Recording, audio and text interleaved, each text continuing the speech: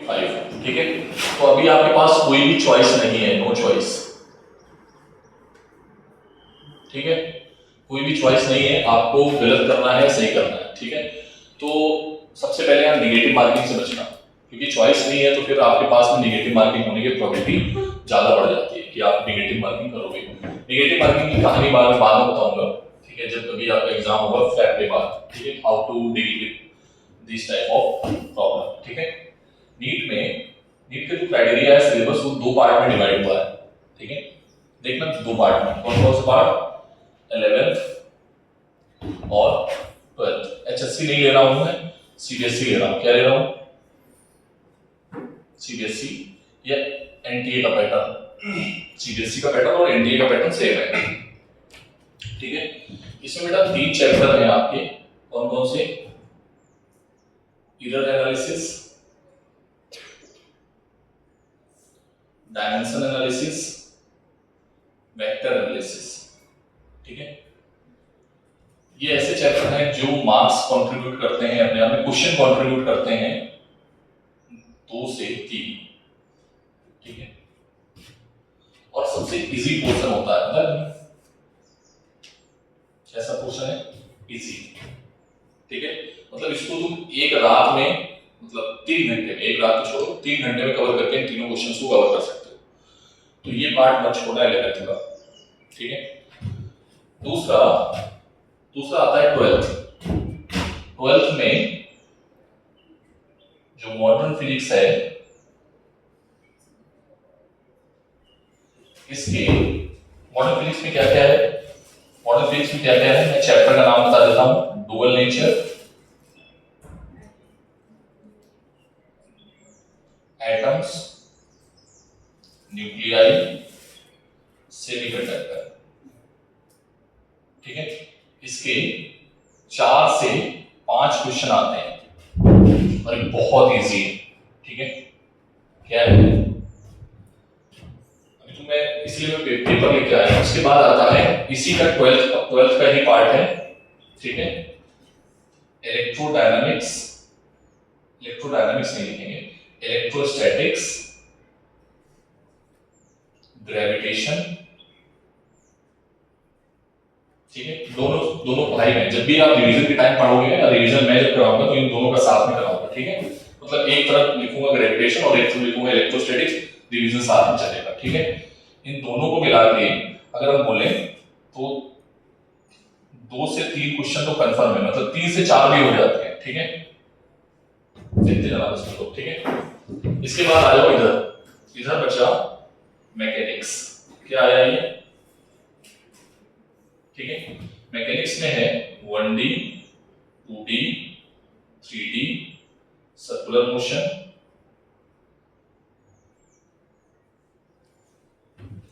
Circular kinematics.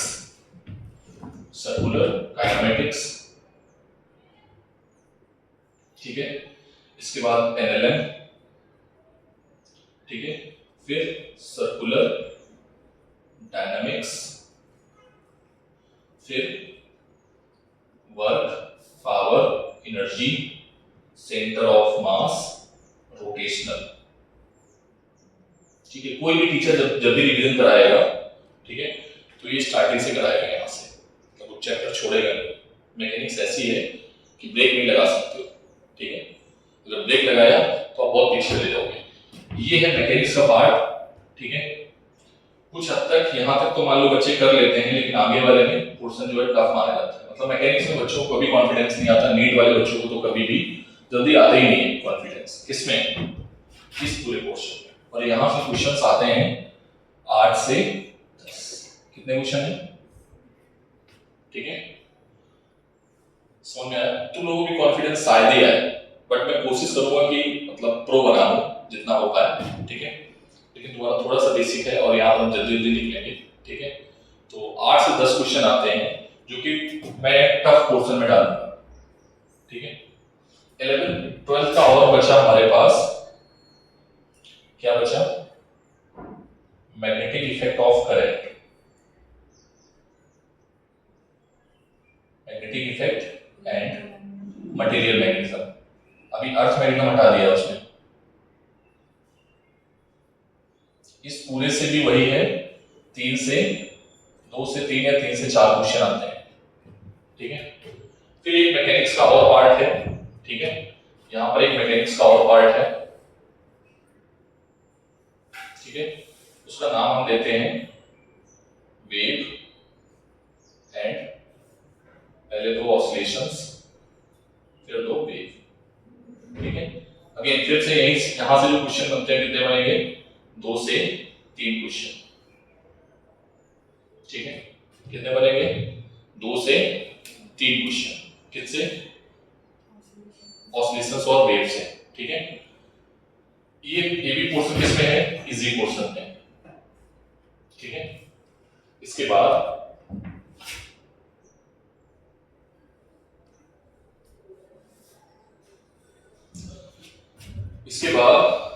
Mechanics के बाद आता है ऑप्टिक्स, 12th में ऑप्टिक्स के बेटा अगेन 3 से 4 क्वेश्चन, दोनों ऑप्टिक्स है इसमें, कौन कौन सी, वेव और रे, क्वेश्चन ये हम मॉडरेट में डालते हैं, इसको किसमें डालेंगे, ना टफ है ना ही इजी है, अगर आप थोड़ा सा टाइम दे दोगे तो सिलेक्टिव चीजें पूछी जाती है, ठीक है। इसको हम डालते हैं टफ में, इसको हम डाल रहे हैं इजी में, इसको हमने डाला है इजी में, और इसको भी हम किस में डाल रहे हैं, इजी में ही डालेंगे क्योंकि बहुत ज्यादा इसमें नहीं है, ठीक है। इसको इजी में डाल दो, ठीक है, क्योंकि 12th का मैक्सिमम पार्ट इजी है, अगर आप थोड़ा सा भी अच्छे से पढ़ लिए हो। इसके बाद नेक्स्ट इसी में चैप्टर और लिखना भूल गया मैं, ईएम वेव, ठीक है। मिनिमम वाले देख लेना कितने हुए हैं, ठीक है, मिनिमम वाले 1 2 2 4, मिनिमम और मैक्सिमम का एवरेज निकालना 45 के आसपास आना चाहिए, ठीक है। तो ईएम वेव मिला के इसमें 5 से 6 मान लो, क्योंकि ईएम वेव भी आ गया है, 5 से 6 क्वेश्चन, अभी मैं दिखाऊंगा कितने कितने आए, किस रीजन में आए क्वेश्चन, ठीक है। इसके बाद आपका 12th का पोर्शन में और क्या बचा, वेव ऑप्टिक्स हो गया, ये हो गया, हाँ। फिर आया आपका 6th पार्ट, ये बहुत इजी है, ईएमआई एंड एसी, ठीक है। ईएमआई और एसी के 3 से 4 क्वेश्चन मिलेंगे, कितने मिलेंगे, 3 2 4, ठीक है। अब आता है दो पार्ट बचे हैं 11th के, पहला बचा कौन सा, fluid dynamics, general properties of solids, properties of solids और इसी में फ्लूइड, ठीक है। अब फ्लूइड को हम 2 पार्ट में पढ़ेंगे, फ्लूइड की मैकेनिक्स को अगर हम देखेंगे तो स्टैटिक्स और डायनामिक्स के फॉर्म में पढ़ते हैं, तो इसके अगर टोटल क्वेश्चन देखोगे तो ये टोटल क्वेश्चन मिलेंगे आपके फ्लूइड, सॉलिड और स्टैटिक्स डायनामिक्स मिला के 3 से 4 क्वेश्चन, कितने क्वेश्चन नीट में। और ये जो है फ्लूइड का जो पार्ट है, फ्लूइड की जो मैकेनिक्स है वो बच्चों को थोड़ा सा टफ लगती है, मैं इसमें मॉडरेट फॉर्म तो नहीं डालूंगा, मॉडरेट के ऊपर डालूंगा, ठीक है, अब मॉडरेट, और टफ भी नहीं डालूंगा क्योंकि सॉलिड जो पार्ट है वो इजी है।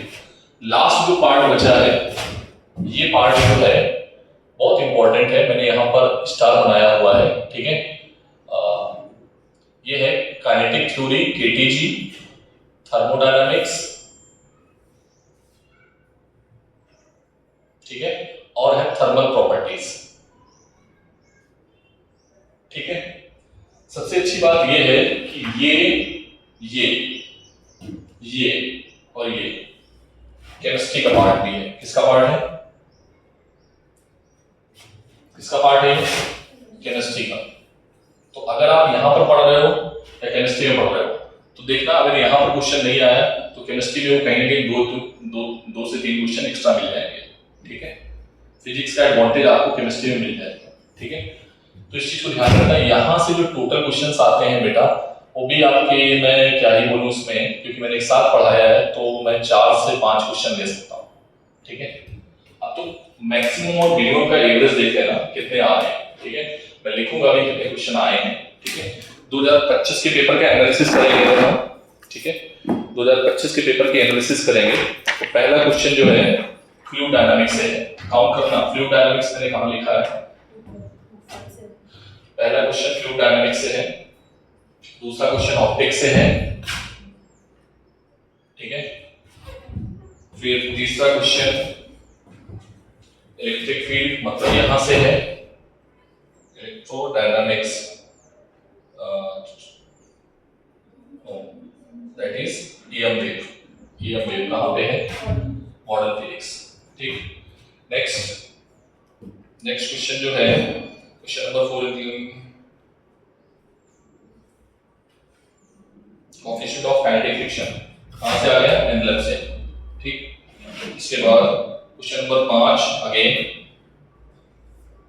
रिलेटिव वेलोसिटी से, 6 करंट इलेक्ट्रिसिटी से। अच्छा, करंट इलेक्ट्रिसिटी मैंने नहीं दिया है, टॉपिक मैंने छोड़ दिया है, तो करंट इलेक्ट्रिसिटी का भी यहीं पे नाम दे देते हैं और इसमें हम क्वेश्चन बढ़ा देते हैं 4 से 5, ठीक है।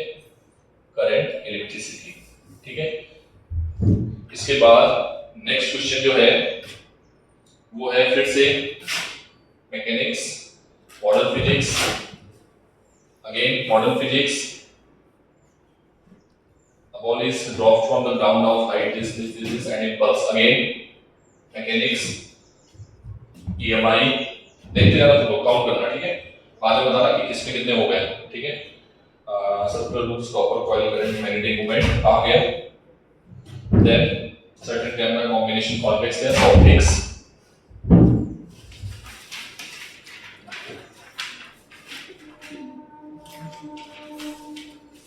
Then oxygen, kinetic theory of gases.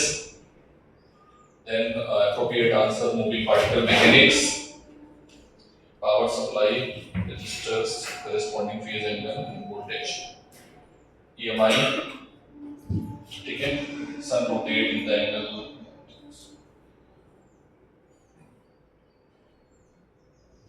gravitation किसमें डाला है? Next, a model of quantization is Planck, again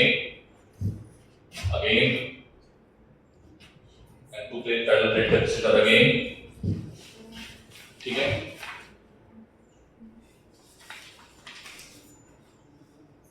Two cities X and Y, this is mechanics. Uniform dot this is mechanics. 23 the oscillating spring mass, wave कहाँ है? Wave and oscillations,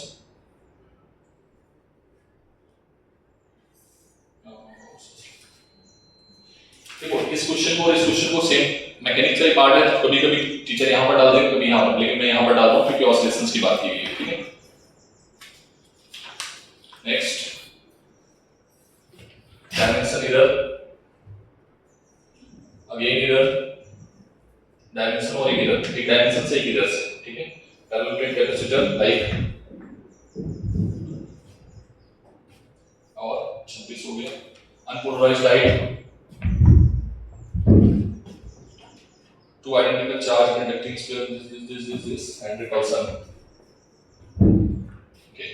Then two container of chamber volume कहाँ? mechanics, fluid mechanics, a particle of moving around the volume, Bohr's model, this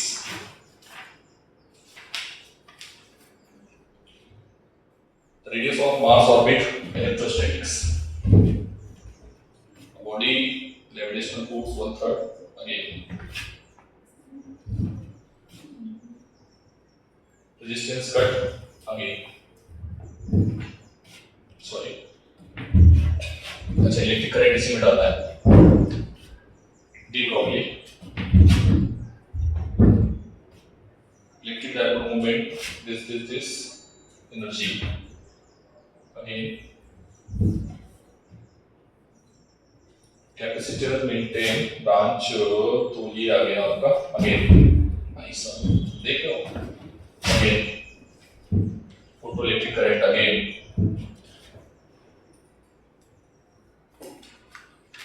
centre of mass, यहाँ पर मैंने कुछ हटाया था, add किया था, पहले था, हाँ करेक्ट, गोला बना हुआ था, हाँ ठीक है। Again two gases filled with this, कहाँ है गैस वाला? Next, again 3 क्वेश्चन, 2 इधर से आ गए, ठीक है, ये 2 इधर से हैं, एक डायमेंशन से। Intensity of light transmitted provide again time हो गया 2 identical block P and few suspended spring वाला हम इसमें डाल देंगे, ठीक है, मैकेनिक्स में इसमें नहीं डालेंगे, इसमें भी डाल सकते हैं, ठीक है। 45वां क्वेश्चन है फ्लूइड, 45वां क्वेश्चन है वेट, ठीक, देखो जरा कौन सा लीस्ट प्रॉब्लम है, लीस्ट प्रॉब्लम क्या है? हाँ, अगर तुम देखो ना तो ये लीस्ट प्रॉब्लम है, पता है? अरे कितने चैप्टर है पागल, ये भी तो देख, कितने चैप्टर है इसमें? एक काइनेमेटिक्स, प्रोजेक्टाइल मोशन, ठीक है, और भी 3D में भी आ जाएगा, सर्कुलर मोशन। ये पूरा पढ़ाने में हमको नवंबर लगेगा भी लगेगा। कब से पढ़ा रहा हूं? जुलाई, अगस्त, सितंबर, अक्टूबर, नवंबर, 5 महीने, बाकी 5 महीने पढ़ाने में पूरा खत्म हो जाएगा। तो समझो ना कि ये बहुत ज्यादा इंपॉर्टेंट है आपके लिए, ये लीस्ट प्रॉबेबल है। क्यों लीस्ट प्रॉबेबल भी है और क्या है साथ में, टफ भी है, तो ज्यादा हाथ पैर नहीं मारने, बट इसको बिना पढ़े हम कोई भी चैप्टर कर ही नहीं सकते। क्लियर है बात? अब देखो दूसरा क्या है, मेजर पार्ट, ये इसमें इस बार ज्यादा दे दिया है, तो बहुत ज्यादा दे दिया है, इनफैक्ट इसमें तो गए ही नहीं, इसमें तो गए ही नहीं, ठीक है। तो मैंने इसमें कितने लिखे थे, 3 से 4 क्वेश्चन, 3 से 4 ही आता है, ठीक है, वो इन्होंने ज्यादा दे दिया है, तो रैंक किया हो। इस पे इन्होंने एक ही दिया है, इस बार एक दिया, तो इस पे भी यहां से डिवाइड करेंगे, यहां से डिवाइड करेंगे, इसमें भर भर के दे दिया, देख रहे हो। तो ये जो फिजिक्स है, कितने क्वेश्चन आए, 1 2 3 4 5 6 7 8 9, बहुत ज्यादा स्टैंडर्ड पेपर नहीं बनाते हैं, तो 5 से 6 क्वेश्चन ही लेंगे इसमें, ठीक है, समझ में आया?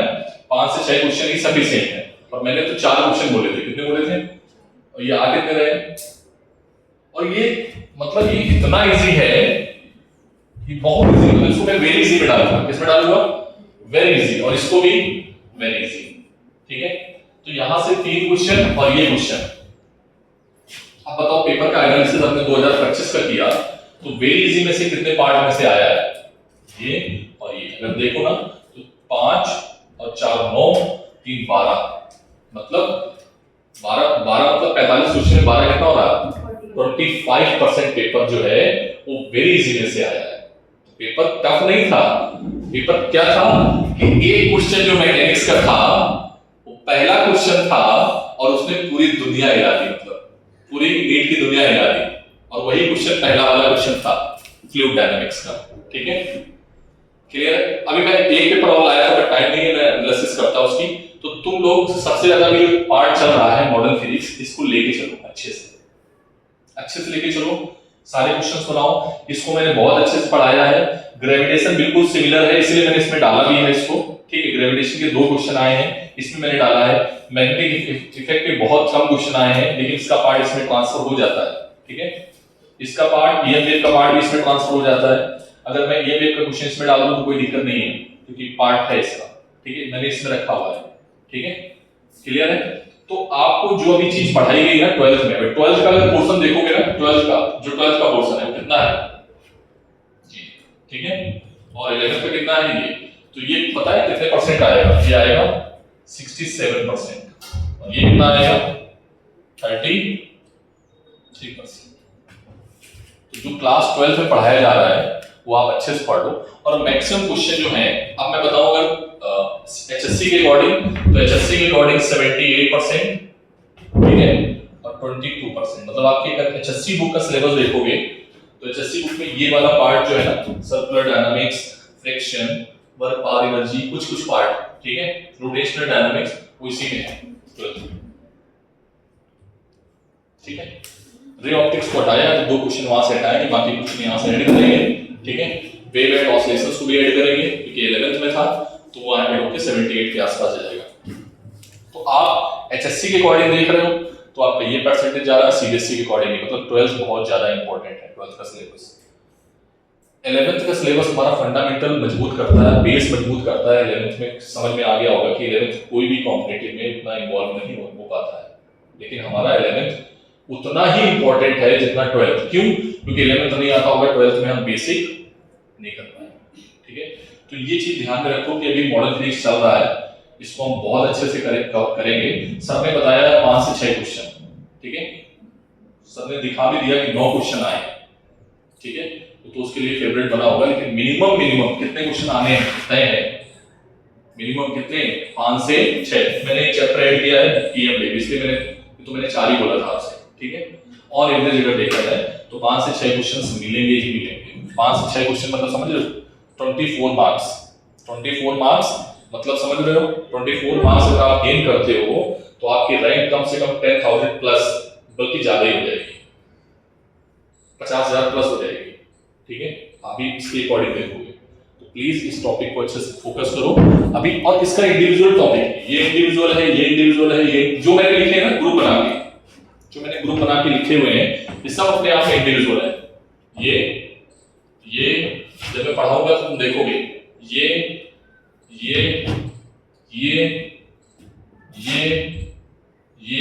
किसी का किसी से लेना देना नहीं है, ठीक है। रिवीजन के टाइम में सबको अलग अलग, तुम पढ़ने का तरीका भी यही, फोटो मत खींच लेना, तुम पढ़ने का तरीका भी यही लेना, ठीक है। जब इसको स्टार्ट करना केटीजी थर्मोडायनामिक्स और थर्मल को एक साथ, फर्स्ट प्रेफरेंस, और इनको तो सेकंड थर्ड क्या ही हो गया, हमको दोनों ही मिक्स करके पढ़ाए। इसको पढ़ोगे तो फिर यहां से स्टार्ट करना रिवीजन के टाइम। याद रखना सारे जितने भी 1 शॉर्ट वीडियो में बनाऊंगा ना आप लोगों के लिए, वो यही बनाऊंगा, ठीक है। पैटर्न ये होना चाहिए पढ़ने का, ये नहीं कि तुम इलेक्ट्रोस्टैटिक पढ़ रहे हो और तुमने मैग्नेटिक स्टार्ट कर दिया या एसी चैप्टर स्टार्ट कर दिया, फिर क्या पढ़ोगे, ये मैकेनिक्स को जब भी पढ़ना तो पूरा एक साथ पढ़ना, ये नहीं पढ़ना है कि जरा पहले हम रोटेशनल पढ़ेंगे फिर सेंटर ऑफ मास पढ़ेंगे, ठीक है, शुरुआत से, ठीक है। कोशिश करो बेटा इसके रिवीजन आप स्टार्ट कर दो अभी से, ठीक है।